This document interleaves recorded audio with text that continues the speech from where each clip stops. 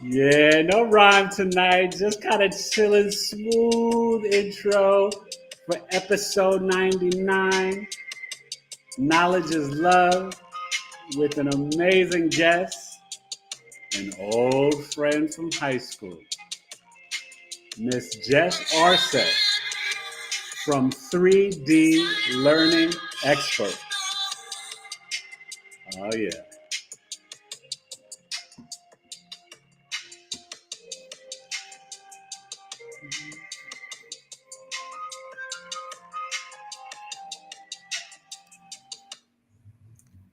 Hello. Hey, Everybody, Eric. what's up? I want you guys to meet Miss Jess Arce from 3D Learning Experts. How are you, I'm my friend? I'm great. How are you doing? Ah, it's been a day. But I'm always better when I come on here because honestly, when I created the name Knowledge is Love, and it comes from an old eism, because I always say, right, if you love someone, you keep them in the know. You never have them guess, assume, or believe because they can do that wrong. Therefore, knowledge is love. So this audience, they are just the reflection of that. And there's a lot of love here as you meet some of the people that come on tonight. And it's a lot of fun and a good time. And I'm just excited to have you and honored to reconnect and have you on my show. Because God knows I haven't seen you since what, probably 87, 88, something like that. Probably 80, yeah, 86 maybe. Maybe. Gosh. That is something. Wow. All right. Well, I want to get started. Some people will trickle in late and then some others will catch it on the replay. For me, just out of my own ignorance, I had no clue, and I guess I know about dyslexia, but my question to you, the 3D learning expert, is what are the three Ds in learning in terms of these different, I guess we would label them as disabilities, correct?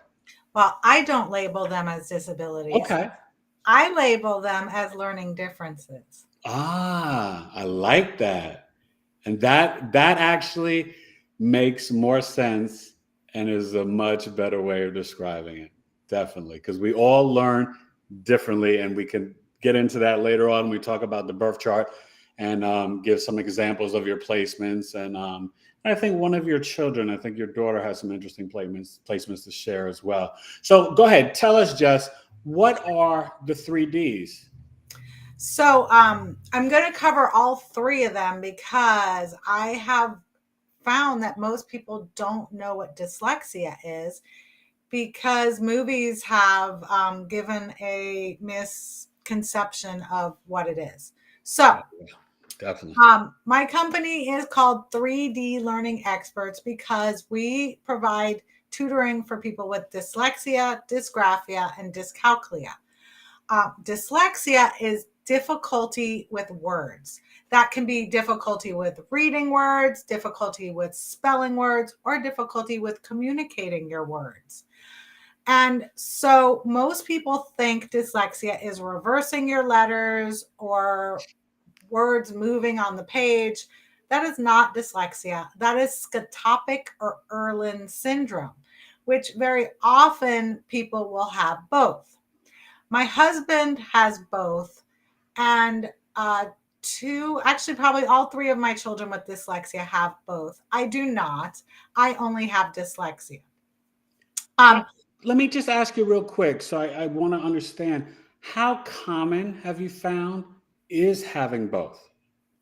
um, I have never looked up statistics on that. Okay. And the way my program is set up, we actually have blue paper or blue, well, now we're online, so it's blue screen with the black writing because that can help with the scotopic syndrome. So a lot of people with scotopic syndrome have difficulties looking at the black writing on white paper, which, as you know, is the most common um, way we see things written. Right. Now Hi, I know. Jennifer. Huh? What'd you The, say? Jennifer Sweet said, "Hi, Eric. Hi, Jess. I'll be listening on TV, but I won't be chatting." Okay. Hey, Jennifer. Good to see you. Yeah, this is Jess, and we're talking about 3D learning. So that's interesting that you were saying that because I know for me, I'm visually impaired, right? So I tend to like the black background with the white words because that makes it clearer and easier to see. For me, as a visually impaired person, the white screen blurs it so much. It's so bright to the eyes that Yes. that sometimes seeing the black print on the white screen, the words can get a little lost. I've Uh-huh. noticed that for myself. So I tend to like I have my son switch it on my iPhone, the Instagram, the Twitter, the YouTube, and even sometimes on the apps on the computers where it's the black background. It just looks better. It's pleasing to the eye for me. But Yeah. I know everybody's, different, and some people it just doesn't matter. Yeah, my youngest son, he has his phone screen as a black background with white writing. And whenever he shares things with me on his phone, he has to switch it because it doesn't work for me. So if someone has issues with maybe letters moving or double or different challenges like that, you can go to Erlin.com and they have a test and you can see what color works best for you. The most common color is blue. My husband likes blue. My son likes green. I had a student who liked pink, another student who liked orange. So it can vary a lot. Now, Um, is that for just the background or the words, the letters itself on the for white the background? for the background, yeah, you don't Oh, want so you don't okay, so want you a have white options background. besides the black. I didn't know that. Yeah, you don't. Well, I don't know about for the phone, but like you can get overlays. Um, you can get an overlay for your computer. You can get an overlay for a book. So when my kids were still in school, they were reading actual books. And Right. so my daughter had a blue overlay that helped her. Oh, that's nice. Yeah.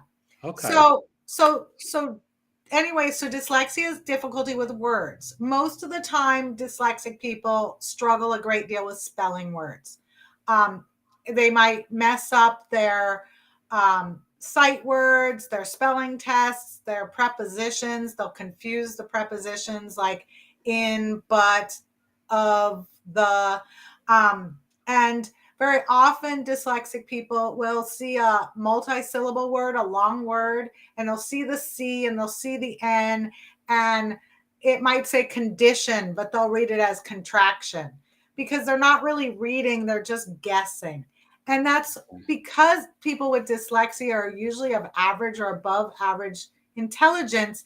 They they want to guess based on pictures. So a lot of times people don't realize their kids have dyslexia until third or fourth grade because they have pictures to help them interpret what the story says. Exactly. That makes sense. Yeah. Yeah, and a And, lot of times, what's that? no, and I could see that. I have a child sometimes who struggles with that. But I want to ask you, because this is an interesting connection that I'm not sure of. Because you did say average or above average intelligence. Does the dyslexia also spill over and affect the reading comprehension? Because my son has great comprehension. So I just got a phone call from someone who reached out to me today, and her child struggles with reading comprehension, did not mark anything on our checklist that we go through. And no, dyslexia is not a comprehension problem. However, very often teachers will think that their students do not comprehend. Um, Oh, and what the problem is that their student can't read the words. So if you can't read words, you can't comprehend what you're trying to read. But exactly. Exactly. but they don't, once they know what the words are, once they can read, they're not having a comprehension issue anymore. So it's not a comprehension issue, but very often teachers will say it is. And a lot of times teachers don't know what dyslexia is, so they are not much help. Well, I was going to say now, have you, because I know you, and we'll get into this in a little bit later, but I know your program is suited for adults and children, not just kids, everybody, for adults as well. Have you ever gone in and are schools receptive?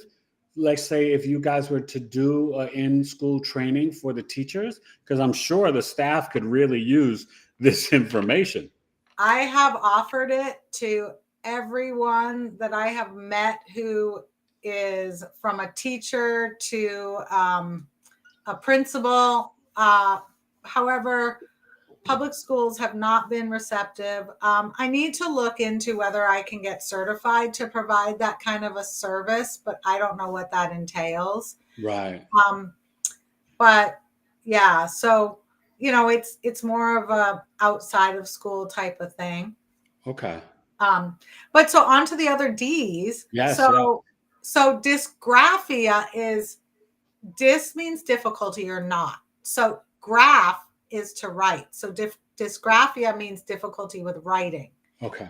And so a lot of times people with dysgraphia can speak very well. They can communicate, no problem. But the minute you ask them to write something down, they like have this block. They can't do it.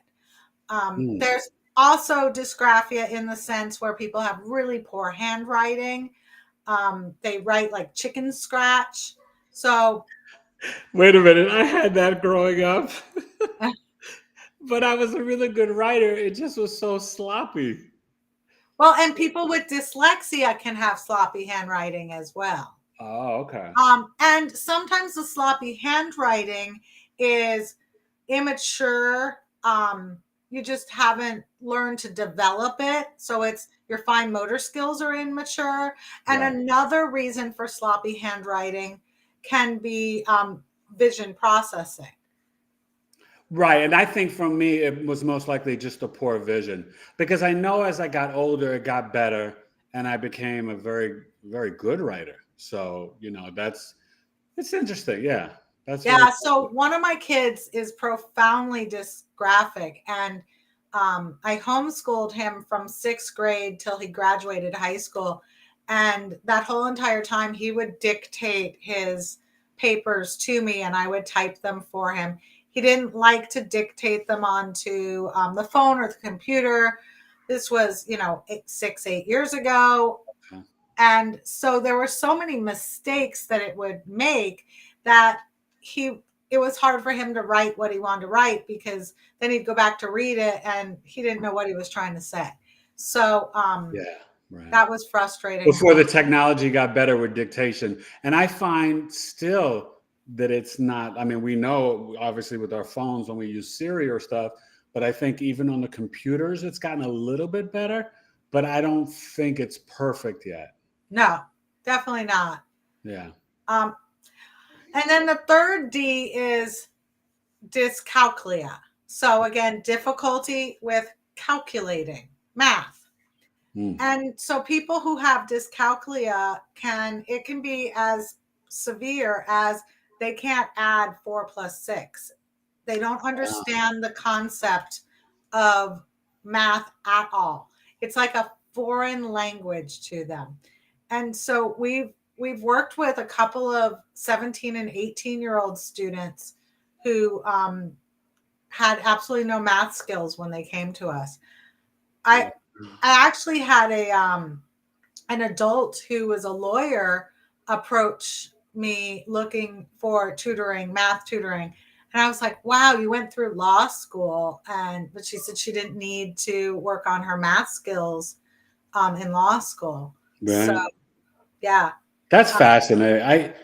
And I think to me, when you say stuff like that to me and sharing it with the audience, it does in a way, I mean, we're not here to beat up on it, but it does in a way show huge holes in the education system in our country, and I'm sure across the world, but definitely here in America.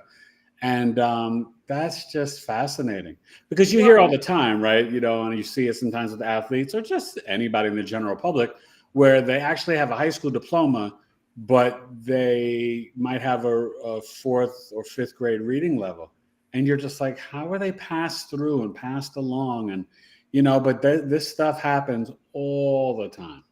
Well, and a lot of actors, sports people, CEOs have dyslexia because everyone has different strengths and weaknesses. So they're better at those other things than they are at reading.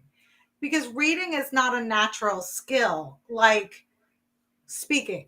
If someone's not deaf or mute, they are around other human beings, they will learn how to speak. I mean, unless they have some other thing causing them not to speak. Right. But spelling is a skill that has to be learned, like playing basketball. And a lot of people don't realize that. And so they think that everyone should be able to read at the same level. Well, not everyone goes out on the basketball court and can dribble the ball and get it into the hoop, right? Exactly. Yeah. And it's the same thing with reading, but we don't realize that. And, sometimes people will have to hire a basketball coach to become a better basketball player. And it's the same thing with tutoring. Sometimes with reading, you need to hire a specialized tutor. If your child has dyslexia, Sylvan Learning Center is not the answer. And unfortunately, Sylvan Learning Center will try to tell the parents, oh yeah, we can help them. They can't help them. And because they use the same kind of programs that they use in school. And those programs don't work for the dyslexic student. Wow. And like 60% of prisoners have dyslexia. I have heard that. Yeah. No, and that's really fascinating. And it's so funny, early on, we could look at the birth chart to help these people, which is why I'm such an advocate. I always joke, and I said this to you the other day, but if I was God or president, I would recommend that everyone get an astrological natal birth chart, because it is the map of your life, but it's such a guide and assistance and a roadmap to even just show you your learning style. So I'm going to let you say hello to some of the people, but real quick, you guys, I want to just give a couple of Miss Jess Arce's placements. So Jess is an Aries ascendant with the Cancer sun in the 4th house, Mercury in Leo in the 5th house. And I'm mentioning that, and we'll get to it why. Her Aquarius moon, got a lot of Aquarius moon people on my channel here, Jess. You guys are brilliant, intelligent people. Intelligent moon, Aquarius moon, and Mars in the 11th house in Aquarius. But I want to talk to you about this, because you did speak on your children and stuff like that. But I want to go back real quick to some of your story growing up and high school and learning, because you do have Saturn and Gemini in the 3rd house. Now, there are indicators in the birth chart that can show dyslexia and different learning delays or disabilities or differences, as you said. Or challenges. Yeah, or challenges, right. And Saturn in Gemini in the 3rd house of writing, skills, self-efforts, communications, and K through 6th grade elementary school. Saturn and Gemini is your hands, your words, right? Communicating, writing. Saturn is what would cause, because I think, did you say growing up you had dyslexia as well? Yeah, I mean, I am dyslexic. Okay. And it's something you're born with and you never get rid of. I mean, Okay. You can learn, different tools or get jobs that don't require you to have to do a lot of reading or spelling or whatever is hard. But see, this is what's so great, Jess, because the Saturn shows exactly where you are right now. Because Saturn and Mercury are 2 indicators for business and career in the chart. But having the Saturn and Gemini in the 3rd house would show your restrictions and delays and kind of create that dyslexia. But over time, Saturn kind of made you so disciplined and organized and structured that now you are teaching and helping others. So you see how Saturn kind of, it doesn't destroy it. It just restricts, limits, and delays.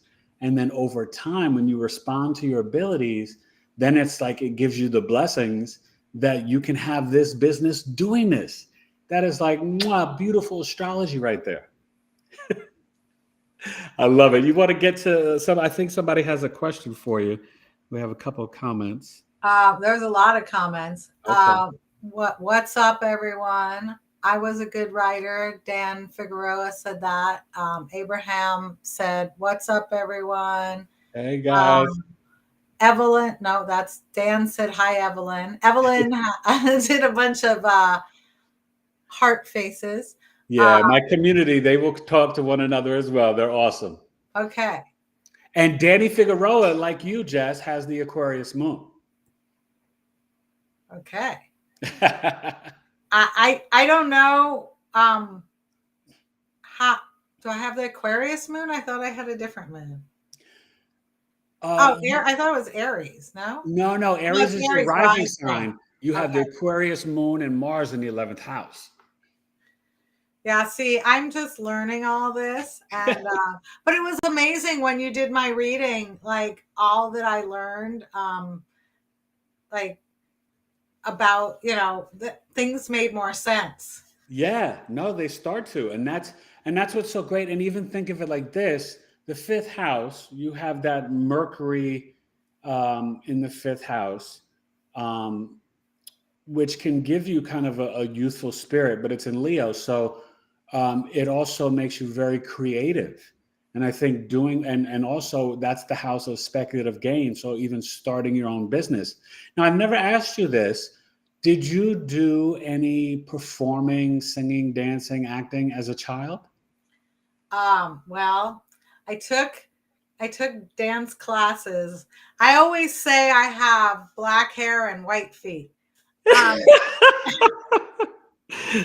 Jess is biracial, you guys. So yeah, that makes sense. I feel you. So dancing was not something I was very good at when I was younger, and I think the coordination issues were partly my dyslexia. But I've always been artistic. I was a fashion design major. I was an assistant designer for a few years. I've always been creative, Yes. but just not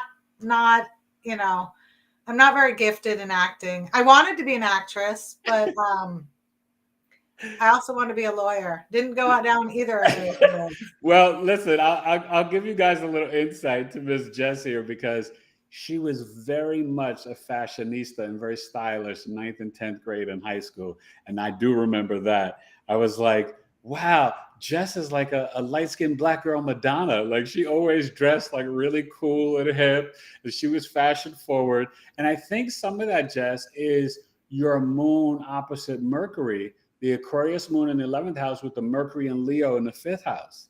So it's like you are definitely very much ahead of the curve and very futuristic with your fashion. Well, and I always have to dress. Like, it's funny, I went to Walmart on Thanksgiving and I kept my pajamas on, my pajama bottoms on, because I was like, oh, it's Thanksgiving. But otherwise, like, I mean, even going to Walmart, I have to fix my hair. And so it was interesting when you shared that, because that is definitely something that you feel. Yeah, I can't dress down. That's awesome. That's awesome. Where did I go to fashion school? I went to FITM. That's in LA. I'm originally from New York, and I didn't want to stay in New York for college, so FIT was the best school at the time. Yes. They probably still are, but I needed to get out of the cold. Abraham says, I have Saturn in Aquarius. That's it. And Evelyn said, the only thing I have in Aquarius is that word I can't pronounce. Chiron. Oh, that's Chiron. Yeah, the wounded healer. And remember, that's the one that you have on the ascendant. And that's what I was asking you about growing up and stuff. Yeah. So let me ask you this, because you guys, and anybody can chime in if you have any questions about, one of the dyslexia, dyscalculia, or dysgraphia, graphica or graphica? Dysgraphia. Dysgraphia. Okay, I'm trying to get the pronunciation. It's actually hard for me. I'm like, whoa, you know what I mean? Like I'm learning too. So it's so fascinating, Jess. But so traditionally in astrology, people would think that these different learning differences or delays might be seen with a debilitated Mercury. So that would be Mercury in Sagittarius or Mercury in Pisces. Can happen, not always. What's surprising, just through my research and just knowing work of even other astrologers more advanced than me, I've seen in the chart where you can see actually the Mercury that's either exalted or at home in Gemini or Virgo, especially if it's next to a Uranus or different planets, where it's almost like it's like the mind's on overload. So then it causes different delays. And so one of them that I know, and I know this is different from your 3D, Jess, is like ADHD or ADD or ADHD. I get confused, sorry, with all the terms. And well, nowadays ADD is gone, and everyone. Yes, that's why I was saying, just like they took away Asperger's, even though I had a friend, a co-teacher at my school who had Asperger's, and I taught in the Bronx multiply severely disabled children for 10 years. So I really had that hands-on experience, but I remember, that's why I was tripping up, because I was trying to remember in my head, they got rid of the ADD, and then they got rid of the term for Asperger's, which is a myriad of part of the spectrum of autism. But so sometimes it can be the exalted placements with certain aspects to it. It could be Saturn, Pluto, Mars, different things that can affect someone with their writing, communication, their speech, different things. So I just find it fascinating. I don't know if anybody has any specific questions. There were a couple of comments there. Evelyn went to FIT, and Irene, I wanted to respond to what you said. Irene. It says, I was dyslexic when I was little, and when I have PMS, I am left-handed. I heard lefties are 13 times more likely to have to be dyslexic. That is not true. But yes, people say that all the time. Left-handed people are more likely to be dyslexic. Well, I do know that left-handed people are considered to be more intelligent and can be quicker to anger. That I do know. Well, they also say, people have said boys are more apt to have dyslexia. Neither are true. Yeah. So I have 3 children. They're all right-handed. I'm right-handed. My husband is left-handed. He is dyslexic. My mother is left-handed. She is dyslexic. So it didn't take a preference on that. Okay. And I used to write where I could put a mirror to it and read it regular. So you weren't here, I don't think, Irene, when I was talking about that. But that's a characteristic of scotopic syndrome or Erland syndrome, which is not dyslexia, but people often confuse the two of them. And they often go hand in hand. And ADHD, about 80% of people with dyslexia have ADHD. Oh, I didn't know that. Yeah. But one of the things I always joke about saying is the neurodiversities are like cousins and they like to hang out together. Right. Like my youngest son has 8 neurodiversities. He has dyslexia, dysgraphia, dyscalculia, auditory processing delay, visual processing delay. He's on the spectrum, and I always forget the 8th one, but there is an 8th one. So very often we'll see that people have a lot of different struggles and they overlap. And so people don't really realize what belongs to what and what belongs to what, Because there are distinct differences, as you were explaining. Yeah. Yeah, absolutely. Hey, can you just spell that out? What is that? Like that? You said that website. It's Erlen's. How do you spell that? It's Erlen. IRLENE. Okay, and so that you could take a test to see if that's Yeah, they have a test on their website, and they also have colors that you can test and see what works best. What does that say? I write lefty and throw with my right hand. So ambidextrous Oh, is a common occurrence among people with dyslexia. My husband is ambidextrous too. oh, okay. So then let me ask you that. That's fascinating because this happened to me, and I've never been diagnosed with dyslexia, but and my wife has it though. But so growing up, I I'm right-handed, but when I played baseball, I batted. I was a switch hitter. I could, but I learned how to, and I guess it was because my stepbrother was a lefty, and then Reggie Jackson was my favorite baseball player for the Yankees. But I learned how to bat left-handed. And I think some of it just came natural to me, but some of it was like I teach my kids repetition is the key to ownership.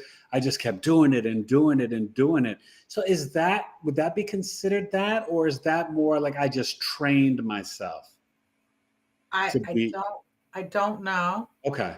Because that's Um, kind of interesting. Like I was kind of curious about that because that was distinct for me that I was a righty through right-handed, but then like so when I would play kickball, I would kick with my right foot, but if I played football, I would punt the ball with my left foot. Ah, Go figure. well, so that's like part of the whole dyslexic thing is you don't have some people, not Uh-huh. most, but some don't have a defined like left or right. Like they'll say, like one of the signs early on is okay. There's a lot of stuff going, and I can't read all that fast and talk. Yeah, probably. You could That we'll get to it in a minute. Don't worry about it. Yeah. Okay. So a lot of times, because you gave me the job of reading, and so like I'm like, okay, I gotta read all No, this. no, no, no, no. My audience knows when I have a guest on, we get to as much as we can. It's Okay. about the information. So anyway, it's a delayed like like the child will not pick a left or right hand as young to use.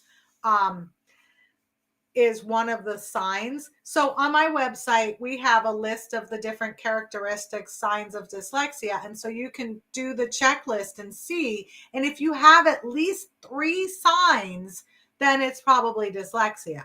And you don't have to be officially diagnosed Okay. because an official diagnosis doesn't do you any good. The schools aren't going to change anything for you because you have an official diagnosis. Um, I don't know about different parts of the country, but I know California, the diagnosis costs anywhere from $2,500 to $3,500 just to get a piece of paper that says you're dyslexic. That's insane. Yeah. So I tell people instead of spending the money just to get a proper label, spend the money Spend the on money getting on help. getting help. Yeah. Right. For your I can tell you, yeah, you're dyslexic.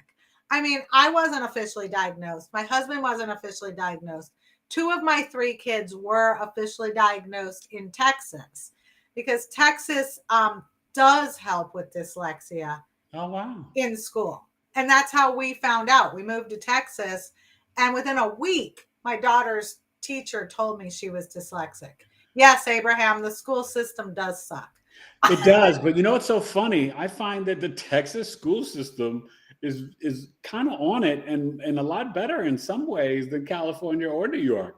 Oh, absolutely better than California. I don't Yeah. know about New Maybe York. not New York. I know the best in the country is Massachusetts, you guys. Yeah, all the East Coast schools rate higher, but these ratings are based on test scores, So um that's not necessarily saying that they're providing a better education.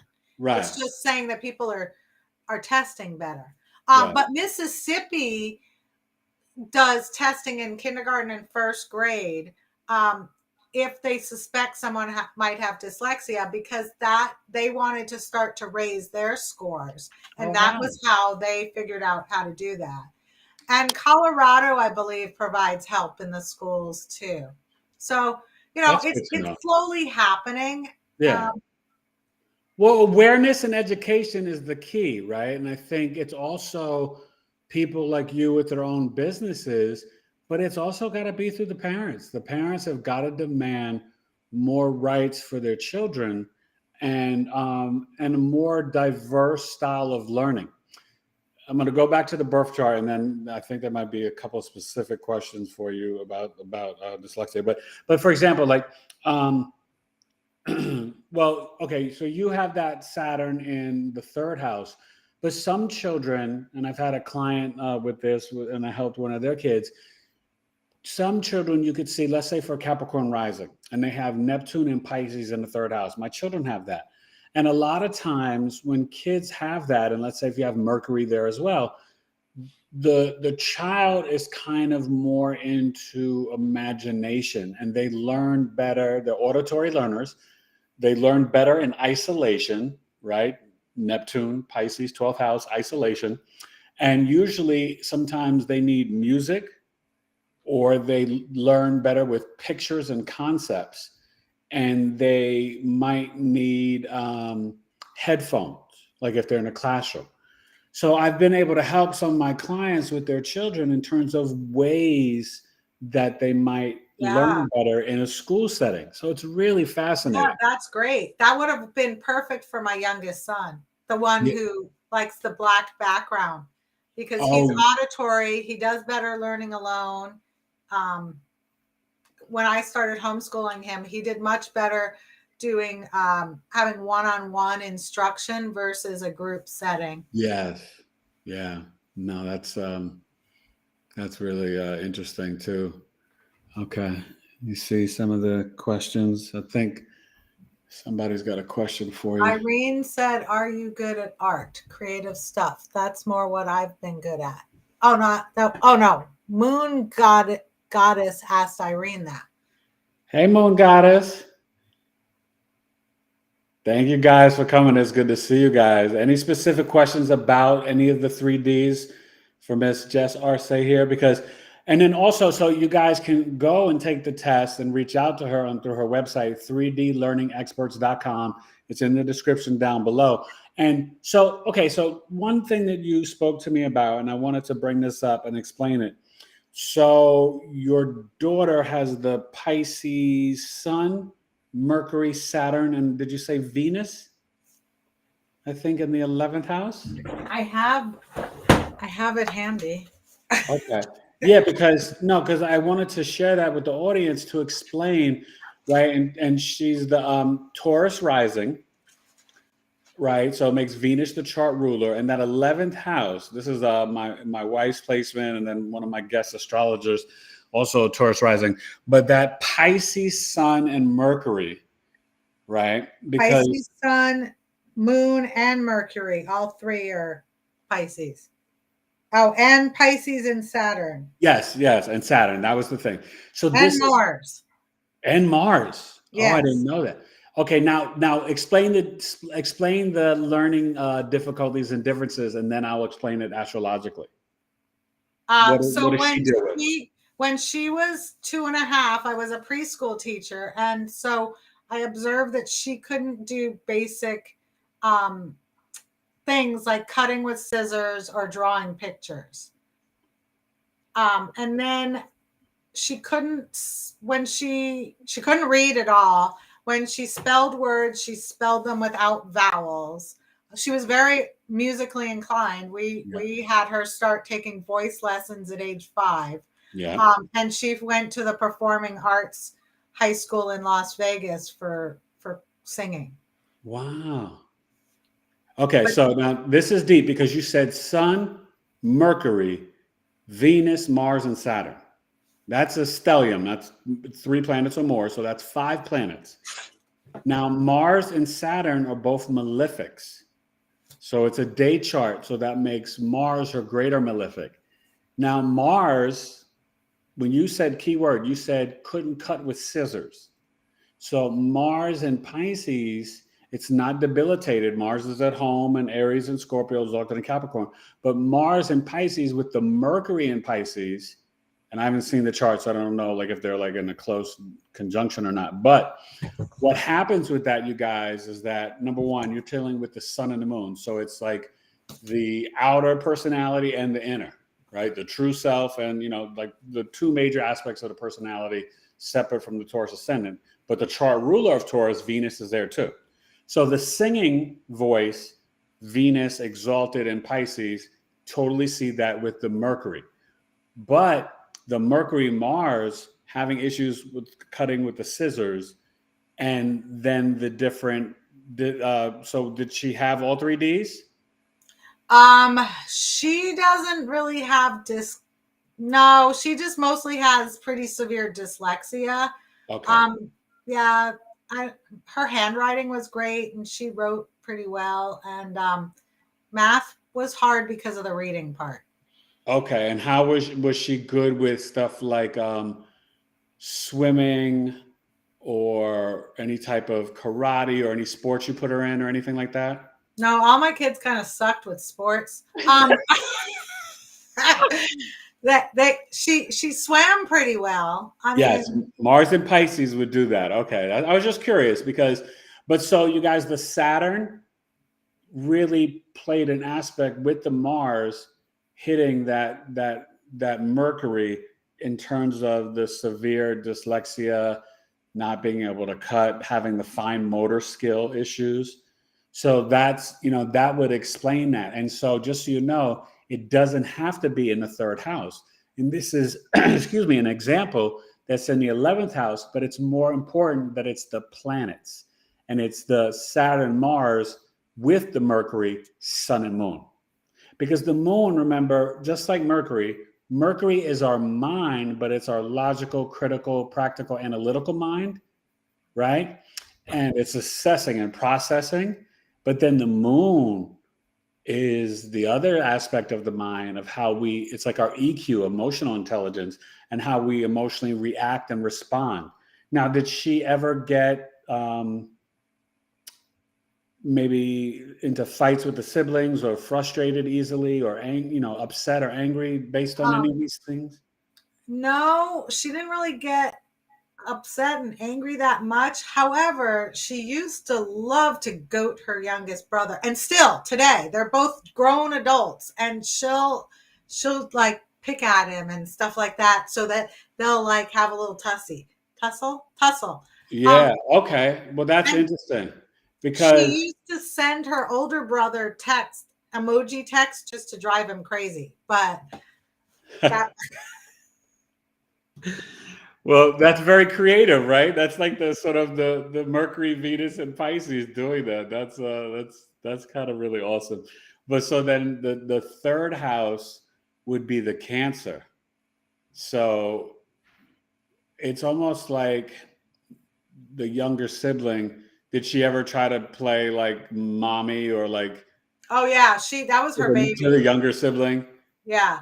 Like I'm the boss of you, and I said clean your room. She bossed her older brother around too. Well, that was more the Mars, but definitely because the Mars in the 11th house can show arguments or fights with the older sibling. And then I don't know if she has anything in Cancer in the third house, but that could show the mothering or try to control or, put rules on the younger sibling. So that's fascinating. So you see how that works. All right, cool. So any other questions you guys have? I think there might be some more comments. What does hizzy mean? I'm a Gen Xer. Yeah, I don't know what hizzy means either. So yeah, we're Gen Xers. Oh, we're Gen Xers. That's why we don't know what it means. Okay. Well, hizzy, I know what hissy, like a hissy fit. Well, that's hissy, but hizzy, I mean, that could just be off the hizzy. Oh. Like, like hizzy is dorky way to say house. Oh, hizzy is a dorky way to say house? That's what I read. What's so funny in my slang, well, that's because I'm a rapper and an MC. So I would do hizzy, like getting busy. Hizzy, like hizzy would be like, I guess I would say, I would say house maybe, yeah. It's my hizzy. It's my crib, the crib, the abode. I don't know. Because he's a Gen Xer and understands. Yeah. Irene said, be right back. Okay, Irene. Astrology Quay says, hello, everyone. Hey, math intimidates me. Moon Goddess said, math intimidates me.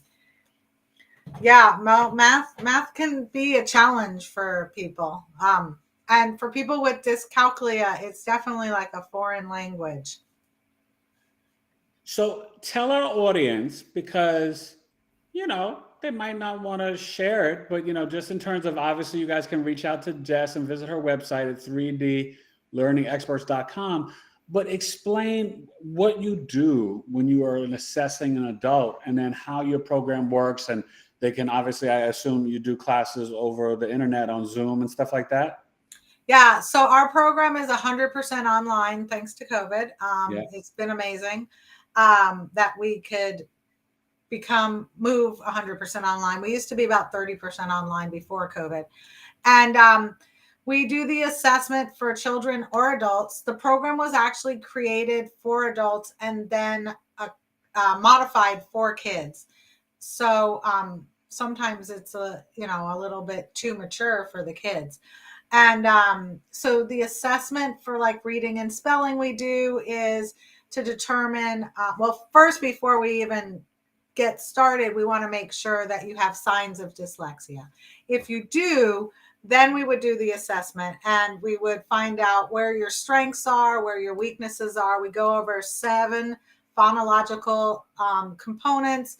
We go over the intellectual areas, because we want to make sure the person has a high enough intellect, IQ, whatever the appropriate thing to say these days is. And we check your reading level, your spelling level, and it takes about an hour to an hour and a half to do that assessment. For math, we start at the beginning with addition, subtraction, and go up to about 6th grade to determine what your math levels and abilities are. You have to tell us out loud where your how you're processing the math information so we can understand and help you to learn how to do the math and at what point. Like for math, we teach stories instead of multiplication facts, because multiplication is really difficult for people with dyslexia. For addition and subtraction, we teach a touch point system so that they can touch the numbers on the paper instead of counting on their fingers. Because what we find is most of the time people will still be counting on their fingers, and they become embarrassed by 4th, 5th grade when they're still needing to do that. And for me, I did quite well in math in school. I finished my math in 9th grade. I went to geometry. That was the farthest I ever took it. But I never understood. You have Mr. Meth, was that his name, or no? Oh, I don't even Oh God, I remember. forgot his name. But I didn't understand fractions. I could never understand anything about fractions or decimals or percentages. And when I got my real estate license, I knew that I could get 20% of the test wrong. And that was the area where I was going to not worry about passing it. But when I started homeschooling, my son was doing fractions, and he was watching a video that was teaching the fractions, and they showed what fractions looked like. When we were in school, they didn't show us fractions. They just had the numbers like 2/3 plus 6 Yeah, 3/4. 9. Exactly. No, And and it was like, I don't that video would have been understand. helpful for us. Exactly. Oh my Right, exactly. So as soon as I was able to have a visual of it, I could understand what fractions were. I literally couldn't understand it because of the way they were teaching it. That's fascinating. And I think that Mercury and Leo, that's probably what brought it home for you, because it was more creative. Right? So then it was easier to connect to it.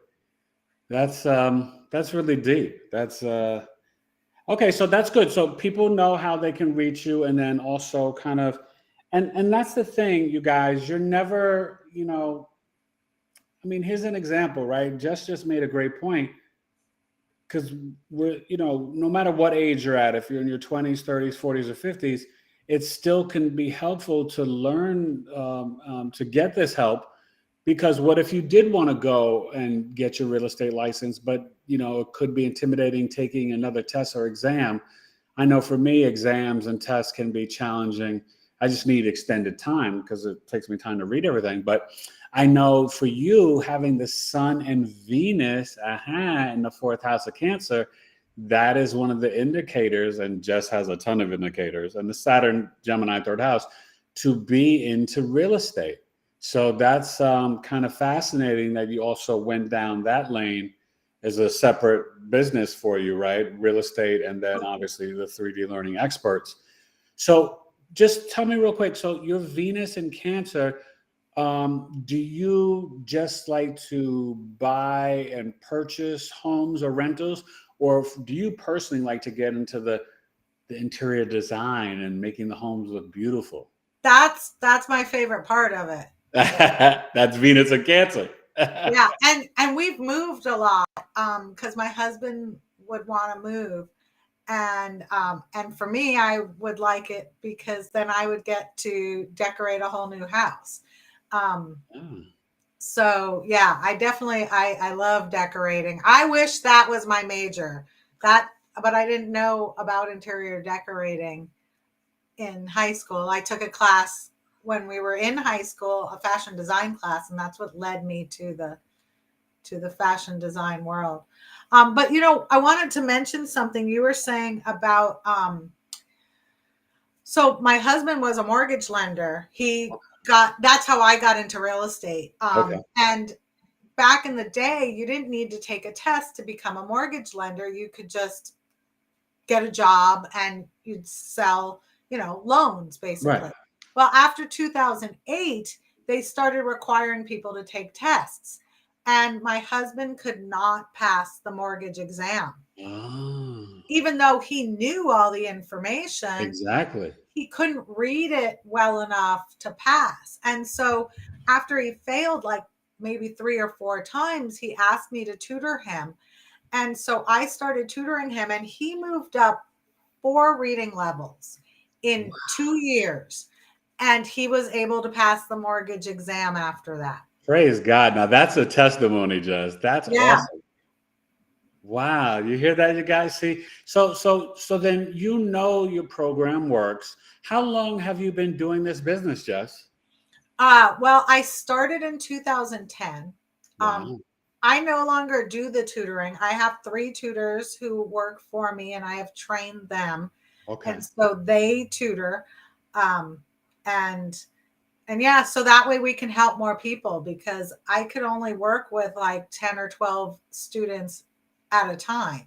Right. And the program takes about 2 to 3 years to complete, depending on your age. Adults, can do it in, actually, I think my husband did it in 18 months. He went from level 1. Is this something with like once a week, twice a week? How does it work? Twice a week minimum, because of memory issues. Dyslexic people usually have trouble remembering the information. And so they need the more frequent, like you said, repetition. They need it more frequently. Well, you know what? You just said a mouthful right there, because that means I'm definitely not dyslexic. My memory is like a freaking elephant. Like, I remember everything. I can remember conversations with you from 9th or 10th grade. I mean, my memory is like so sharp. But it's not the memory for things like that. It's remembering stuff that's hard, right? Like just remembering the spelling rules. And I'm not currently hiring right now, but you can fill out an application. And when I'm ready to hire another tutor, Evelyn asked if she can work for me. Wow, that's really cool. Okay. Yeah. There you go. I love it. But yeah, and some people with dyslexia don't have memory issues, but most do. And so they need the repetition to lock in the information. So give me an example. So when you say like, okay, so not the point that I gave, but so more like when to use a comma, when to use we don't teach that. We teach them the rules. So most people who learn how to read. They just look at the words and they memorize it.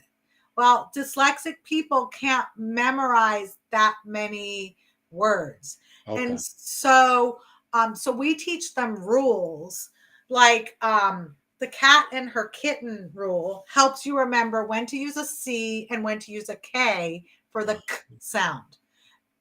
Because it's harder to remember 50,000 words, which by the time you're in high school, you're remembering about 50,000 words. And that's why a lot of dyslexic people hit their wall in third grade, because by then it's like 5,000 words that they need to remember, and it just becomes overload. Some dyslexic people can make it farther before their brain hits the wall. But another rule is like there's the watch out vowels. And for some students, it helps them to correlate, the movement to remember. And so our watch out vowels are E, I, Y. And so when E, I, Y come after a C, the C says S instead of K.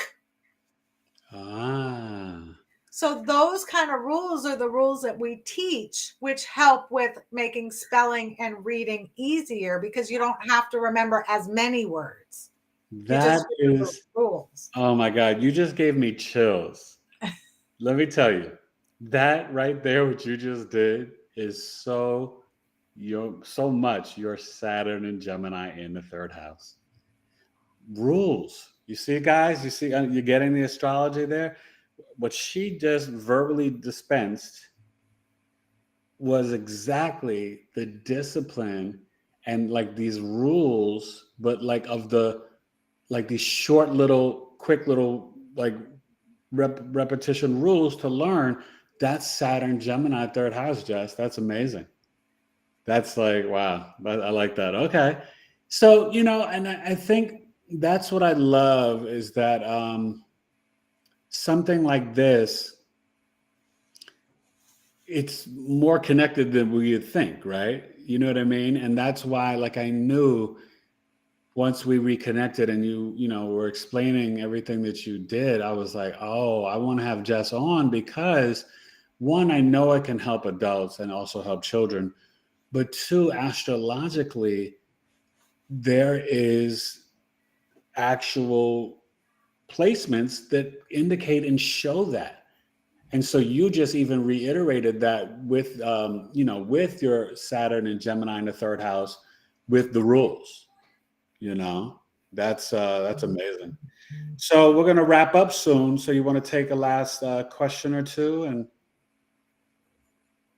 well, the only question on there was Evelyn's, can I work for you? Oh, okay. If anybody else has any other. And then Moon Goddess said, hire my daughter. Is that Evelyn's mom? No. Moon Goddess actually is in Connecticut. Oh. And her daughter.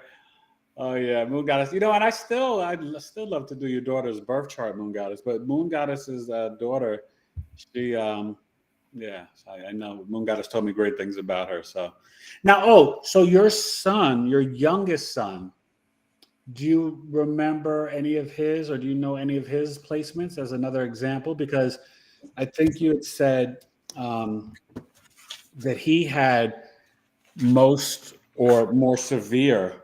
Yeah, he has 8 neurodiversities. Wow. And that's, that's a lot. Yeah. So he has Virgo sun, Capricorn rising, Leo moon, Mercury Libra. Mercury Libra. Okay, Capricorn. So Virgo sun exalted in the 9th house, Mercury Libra 10th house, and Leo sun? No, Virgo sun. Virgo sun, yeah. What was his moon? His moon is Leo. Okay, so that's in the 8th house. What's in his 3rd house in Pisces? Anything? Okay, 1, 2, wait. 1, 2, 3. I don't know if I can read this. There's a little Mercury guy in there. And then Well, his Mercury's probably next to the Leo in the 8th house, no? no, Mercury. Maybe it's in Virgo? Oh, is his Mercury in Virgo in the 9th house? I don't know. That's okay. I can't tell you the houses. I can just read. This is what I got off the astro.com. Oh, well, maybe the sign. Do you know the Mercury sign? Mercury sign is Libra. Oh, it's Mercury's Libra. Okay, yeah. So, yeah, that's in the 10th house. And he's got the Virgo sun. So that's interesting. I mean, there's nothing that jumps out there that would scream all those different situations. And how old is he? 21. 21. So his Pluto is in Sagittarius. Yep. And he also has the Chiron in Chiron.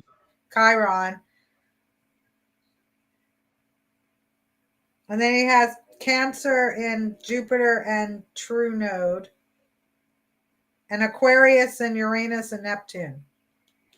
Oh, yes. Okay, the 2nd house. Yes, that's what I was looking for. Okay, so here's an example. The Uranus and Neptune in the 2nd house of what, you guys? Speech. Okay. He didn't talk until he was 2.5. Yes, and that would show, it can show the speech delays, the Neptune, and Neptune is also disease. And the Uranus in Aquarius, he's actually, your son's probably really intelligent. He just has these different things, right? Yeah, I mean he's quiet, so he doesn't let it out often, but people are always surprised when he does talk that he Well, also you got to understand the Neptune and Uranus are opposing his Leo moon in 8th house. So a lot of his communication is in the spiritual realm. So that's what's happening with him. He's very probably intuitive and psychic.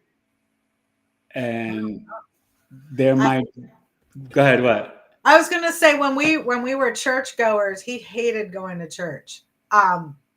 He's like, I believe in God, but I don't know why we have to be here.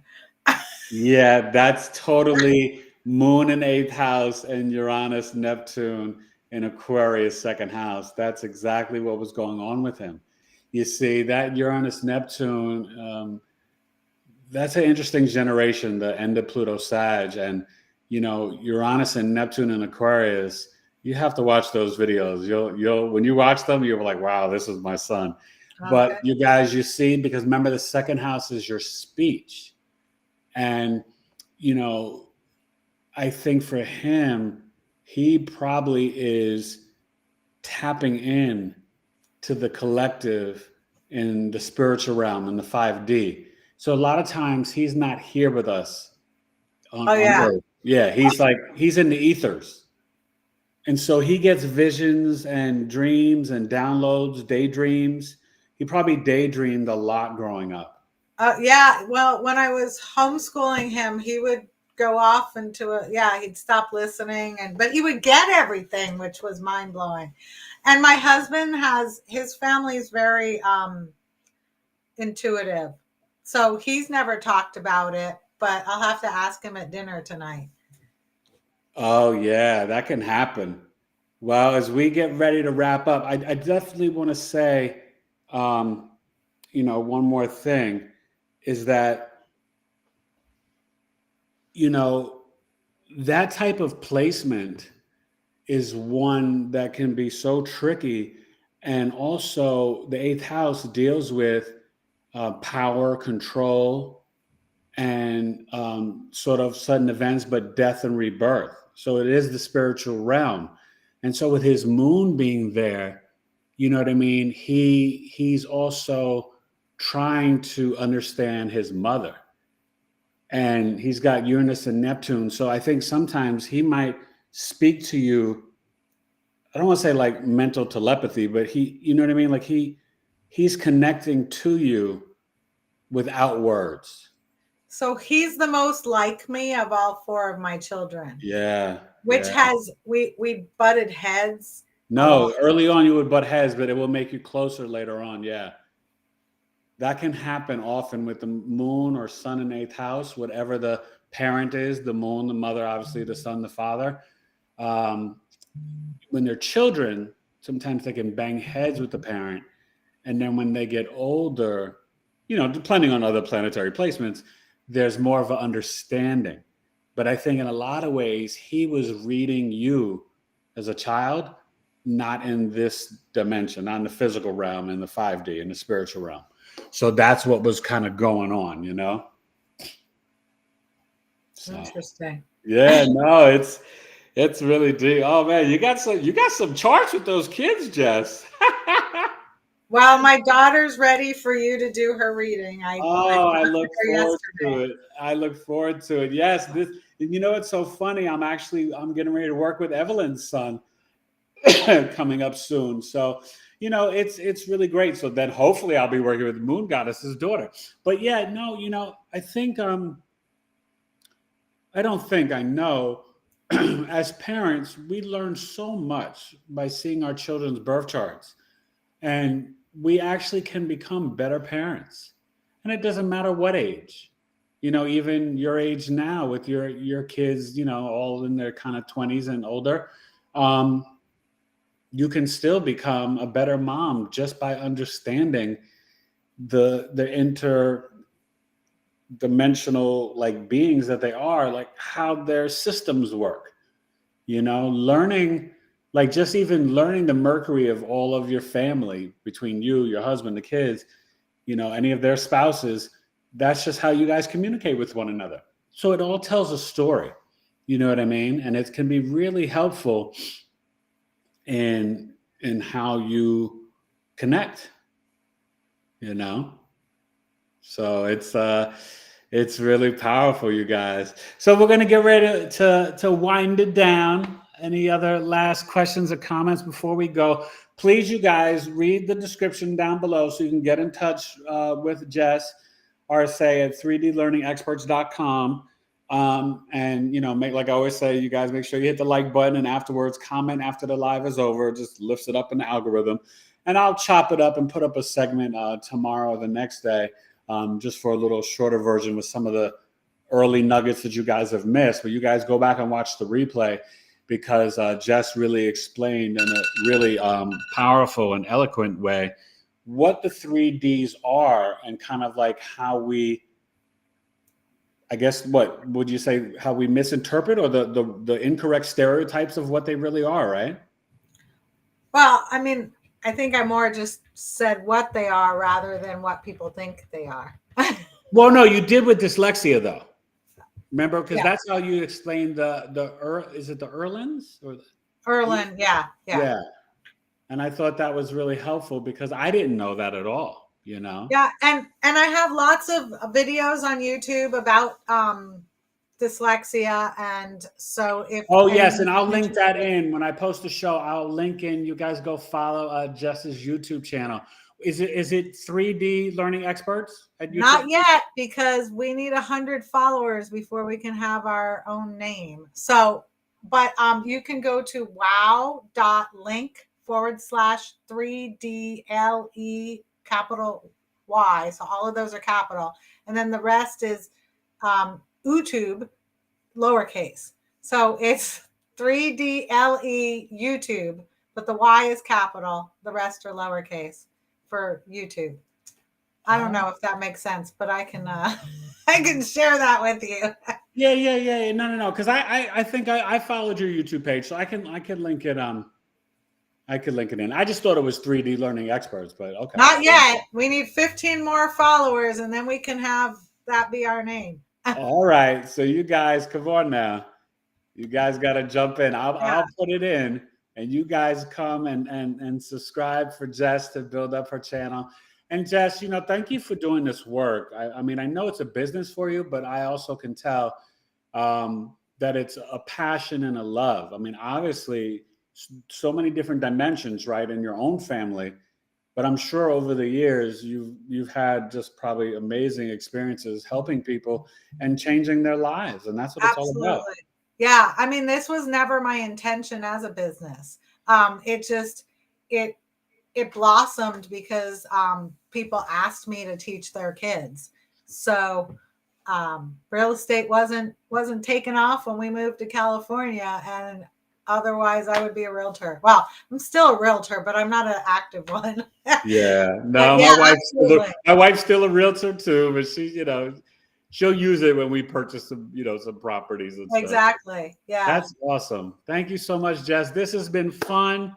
I appreciate you. I'm so glad to reconnect with you, and I look forward to doing your daughter's chart and anyone else in the family, but definitely your daughter.